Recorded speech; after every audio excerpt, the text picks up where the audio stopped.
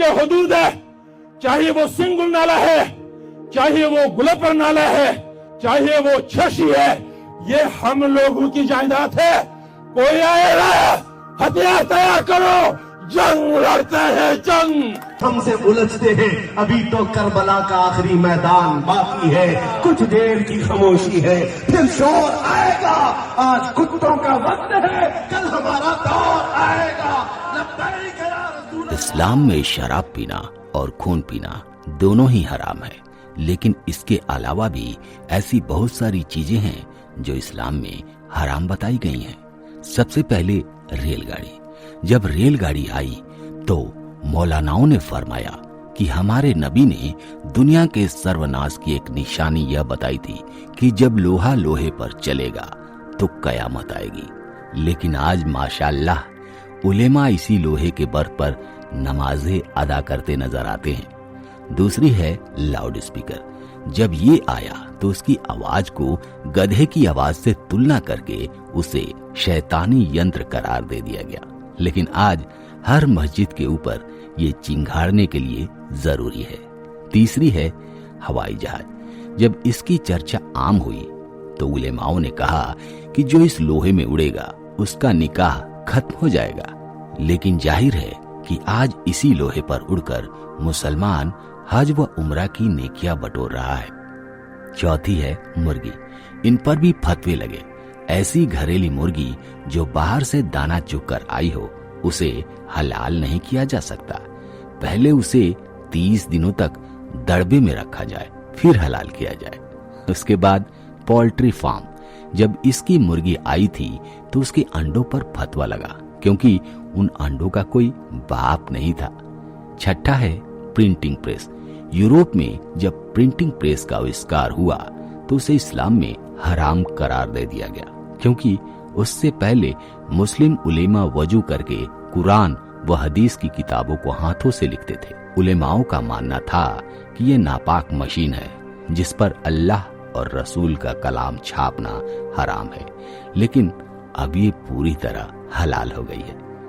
सातवीं है अंग्रेजी चिकित्सा पद्धति। अंग्रेजों ने जब नई चिकित्सा पद्धति अपनाया तो टीके पर भी फतवा लगा। उस पर ऐसी लंबी लंबी बहसें हुई कि अगर उन्हें एक जगह जमा करके पढ़ा जाए तो आदमी हंसते हंसते लोटपोट हो जाए। आठवां था रक्तदान। इसको भी इस्लाम में हराम करार दे दिया गया। इनके अनुसार रक्तदान करना हराम है, पर अपने जिस्म पर किसी और का खून चढ़वाना हराम नहीं है। लेकिन आज देश में ऐसा कौन सा अस्पताल है जहां ये सहूलियत मौजूद न हो। अब तो रक्तदान नेकी का काम है। नौवां है फोटो खिंचवाना या सेल्फी लेना। फोटो खिंचवाना इस्लाम में हराम माना जाता है, लेकिन आज ऐसा कौन सा मुसलमान है जो इससे इनकार करता हो, जो सेल्फी न खिंचवाता हो। सऊदी अरब जैसा कट्टर मुस्लिम देश के लोग भी आज सेल्फी खिंचवाते हैं, फोटो खिंचवाते हैं। वो इसे हराम नहीं मानते। खैर छोड़िए इन बातों को। आज की कहानी है इस्लाम में हराम है शराब। जिस देश में इस्लाम धर्म का जन्म हुआ वहां 72 साल बाद खुला पहला शराब का दुकान। सऊदी अरब में शराब की पहली दुकान उसकी राजधानी रियाद के राजनायिक इलाके में खुल गई है। CNBC के एक रिपोर्ट के मुताबिक यह दुनिया के सबसे ज्यादा रूढ़िवादी मुस्लिम देश के लिए एक बड़ा बदलाव है, जहां 1952 से शराब पर प्रतिबंध लगा दिया गया था। उस वक्त एक सऊदी राजकुमार ने शराब के नशे में ब्रिटिश राजनायिक की हत्या कर दी थी। वैसे भी इस्लाम के तहत शराब पीने की मनाही है और सऊदी अरब की अधिकांश स्थानीय आबादी अपने जीवन में इस धार्मिक नियम का पालन करती है।